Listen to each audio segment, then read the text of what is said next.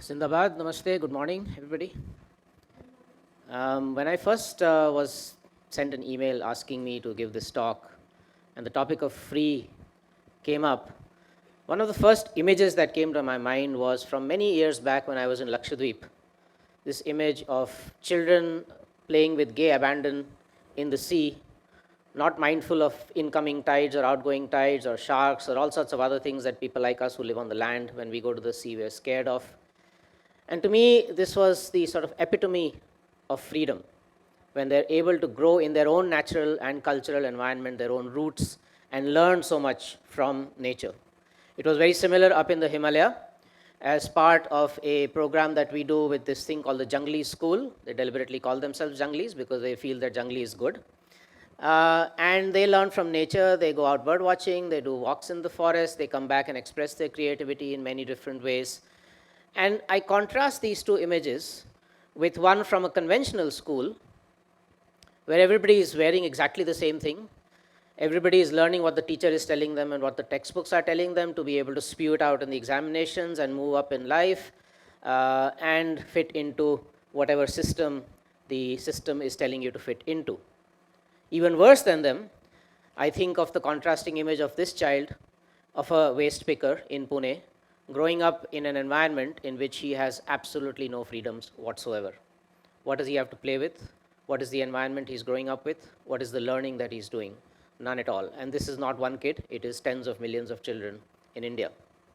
Going back up into the Himalaya, in Ladakh, last year in a village called Chumathang next to the Indus River, we had a very interesting interaction with children who are growing up in this village. We asked them, what are your rights?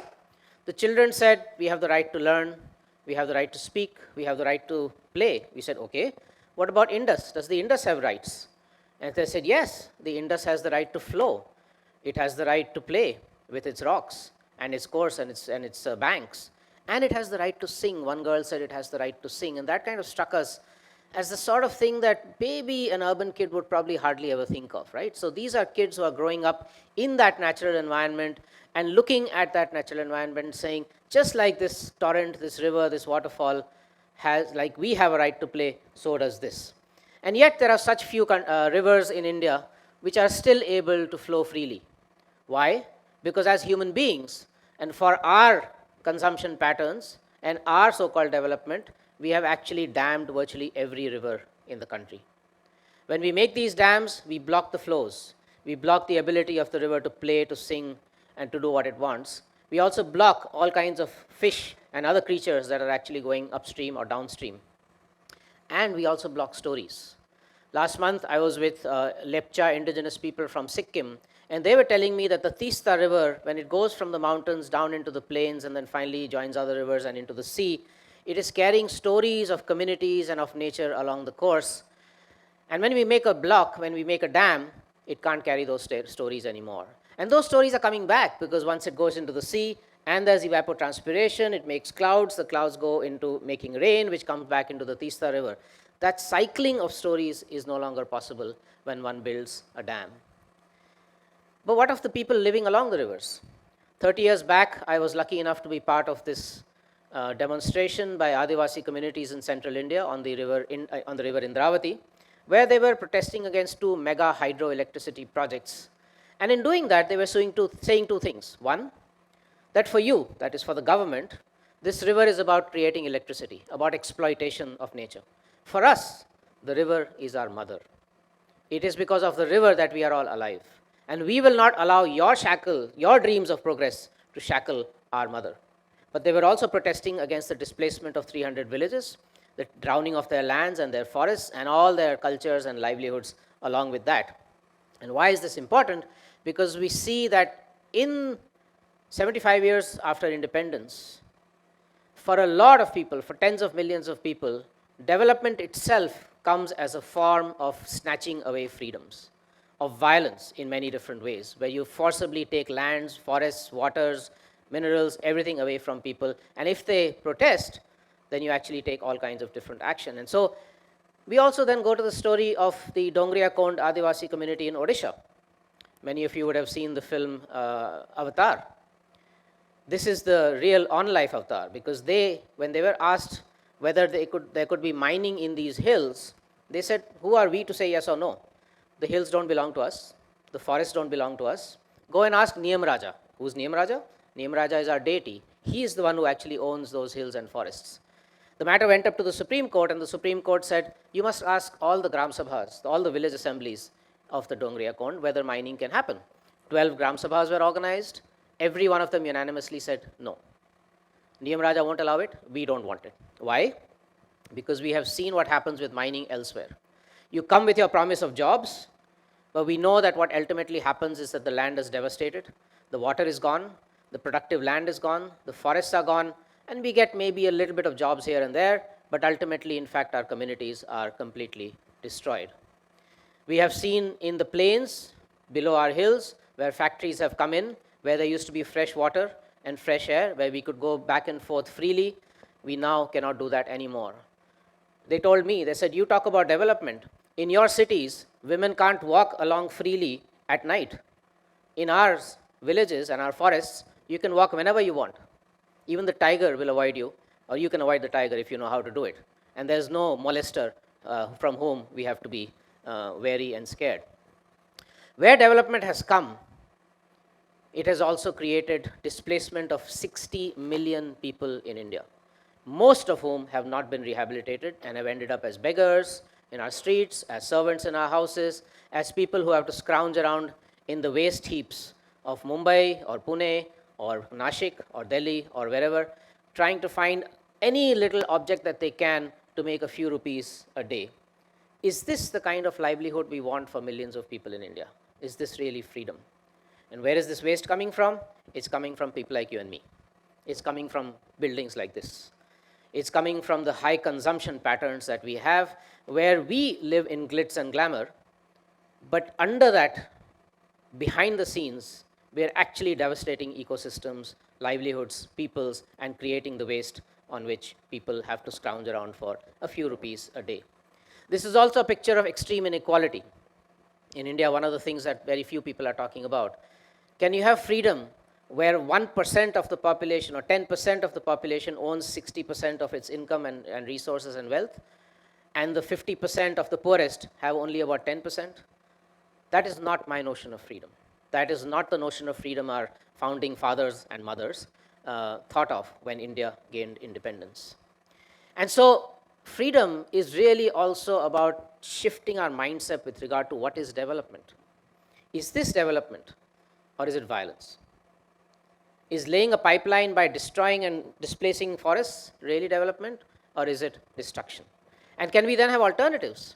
Can we have other ways of doing things? And that's what, in fact, the youth climate justice movement is asking for. It is saying that, of course, we want development, but not of this kind. We cannot have development which is going to cause such incredible devastation around the world. That's what the women of Munsiari up in the Himalaya are saying. That for us, freedom is about being able to choose our pathways, our processes of development with nature, with the forests, with our agricultural land, with home-based ecotourism, and also against another form of slavery, which is patriarchy. Because without women being equal in voice, in livelihoods, in all forms of life, we again cannot really have true freedom. This is what Vinodamma, a Dalit woman farmer, is saying to us when she grows on 2.5 acres of dry land farming with her own seeds, no pesticides, no fertilizers, enough food for 10 people through the whole year. I visited her in a drought year, and even in that drought year, she was growing enough food and being able to also sell a little bit into the market. What Vinodamma is doing with those 40 species of crops that she grows with millets and rice and dals and pulse, all kinds of things, is that actually she's also showing us a path to be free from the toxics and the toxins that actually all of our bodies are filled with. If we are living in any city in India, we are actually buying vegetables and fruits full of pesticides and toxics of all kinds, which are weakening our own lives and creating health problems of various kinds. What women like Vinodamma or her 5,000 other Dalit women compatriots are showing is also how we can have a free voice. They've created a community media station, they run their own radio station, they run their own filmmaking units, and through that they're actually saying the free voice of people comes out, because otherwise the media is captured by corporations or by the government. So how does actually freedom happen if we cannot say what we want to say, and if what we want to say does not reach people because somewhere somebody is blocking that voice. So very important when we face a situation in which if I make these noises outside in the outside world, I get charged with sedition. I get charged with being anti-national. Not with simply asking questions about sustainability. 5 young compatriots of ours last year were charged with sedition simply because they were supporting the farmers' movement, which was asking for freedom of certain kinds, or were asking questions about climate justice and climate change. Freedom is about asking, what should our roads look like? Why should our roads be captured by private cars and vehicles which will knock us down, where I cannot walk or cycle freely? And so when we have the car-free days in Pune and many other cities, imagine, just look at the left side and how free people are feeling compared to the right-hand side. Yeah? But then there's also lots and lots of people still very far from freedom. Is this building accessible to the disabled? Are our public buildings, our government offices accessible to the disabled? 75 years after independence, the disability rights movement is asking these questions. People like Rajiv Rajan from the Ekta Trust in Chennai are asking these questions and seeking and fighting for and struggling for access to those who are disabled. In fact, just last week they won a very important victory because they got a ramp put up all the way into the beach in Chennai so that people with disabilities are able to access the beach. Or in Telangana, in Andhra Pradesh, the Timbuktu Collective is providing opportunities for children and adults with disabilities to learn, to be able to express their own creativity, to be dignified. Because without dignity, there is no freedom. And we know what happens with disability, people with disabilities in India. And then there are villages in many parts of India that are finding other forms of freedom. They are saying, this village called Mendhalekha in central India in Gadchiroli, 30 years back, came up with the slogan, we elect the government in New Delhi and Mumbai and we will make it accountable, but in our village, we are the government. Nobody will take decisions for us except us. This is Gandhiji's dream of Swaraj. Swaraj, self-rule. Independence of people, we the people. The Constitution of India starts with we the people. It doesn't start with we the politicians and we the bureaucrats and we the corporates. It starts with we the people. And that's what this village is actually showing us. That's what this village is showing us because they have reversed 200 years of colonialism by taking back control, collective control over their forests and now earning 1 crore of rupees every 3 or 4 years by sustainable use of that forest and are putting that money into a collective fund for the collective overall sustainable development of the village, which is so far removed from what these people are having to do because they don't yet have those options of being able to create that kind of a sustainable livelihood. There are others who do. Sheetal Hiteshbhai is a handloom weaver in Kutch. And in Kutch, the revival of handloom weaving based on an organic cotton has actually created the opportunities for young people to come back who had gone off to work in factories or even into the Gulf, have come back into the working with handloom in their own families and are saying that this is something that gives us creativity. We are free with our own time. There's no boss telling us when you can work and when you cannot work. We can express our creativity with our own means. And I asked one of these young people, I said, don't you want to go off into computers? He said, the handloom is my computer. I use my head, I use my hands, but unlike you folks working on computers, I'm also using my heart. I said, how are you using your heart? He says, if I don't put my love into this product, you're not going to buy it. That's how creativity comes out, right? Let us not forget that this is not just about human beings. Freedom cannot be just about human beings. This image is from Bhigwan. It is of the murmuration of starlings. It's the most incredible sight that you'll see. I don't know if any of you have seen that, where these starlings will, before they settle down for the night, they will do these incredible weaving patterns across the skies for something like 5 to 10 minutes, suddenly turn, etc. You can't imagine 1,000, 10,000 starlings doing this at one go with nobody directing them, right? No director, no president, no nothing. They're just doing it on their own. Nobody knows how it happens. That is freedom. But unfortunately, human beings in our domination of the earth, because we think we are at the top of some sort of a biological pyramid, we can do what we want with the earth, we've actually shackled wildlife into smaller and smaller places. We've killed it, we've destroyed it. We have rendered 1 million species liable for extinction in the next few years unless we change course. Let's look into the eyes of this langur mother and child and ask ourselves, do they not want the same freedoms that you and I do? And if we agree that they do, then we need to do something about it. And it takes me back 43 years when, as a high school student, I and a number of my friends heard that Saudi Arabian princes had been given permission for hunting a species called the bustard and floricans in Rajasthan. And we said, why should that be allowed? So we did a small demonstration outside the embassy where we said, eat custard, not bustard. I think we were more creative in those days. And then we also realized that forests in Delhi, world's largest urban forest, was being destroyed for so-called development. And we said, why should we be only enjoying the forest for nature walks? We should also do something to protect it. So we had a demonstration back in 1979, and this is when the organization I still work with, Kalpavriksha, was formed. Fortunately, because of this and other protests, that forest is still protected. So we can dream of rebuilding, reimagining a world in which we live in harmony with the rest of nature. And to do this, one of the processes that we started a few years back to try and bring together people working on health, on education, on conservation, on livelihoods, on economy, on transportation, etc., to together imagine what could, in fact, this kind of an ideal world look like. What could India really look like with all its potential, where freedoms truly are expressed for all human beings and all life forms.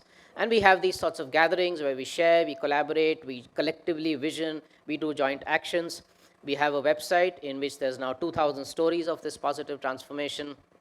I invite all of you to join this process with whatever your own skills, your own expertise, your own passions are, because I think together we can reimagine and work towards and practice a world in which we are reintegrated with the rest of nature, in which we live in respect with each other, with all religions, with all faiths, all cultures, all ideologies, and have true freedom, where that freedom does not mean undermining somebody else's freedom. So it's rights and responsibilities, freedoms, but also duties. Thank you very much.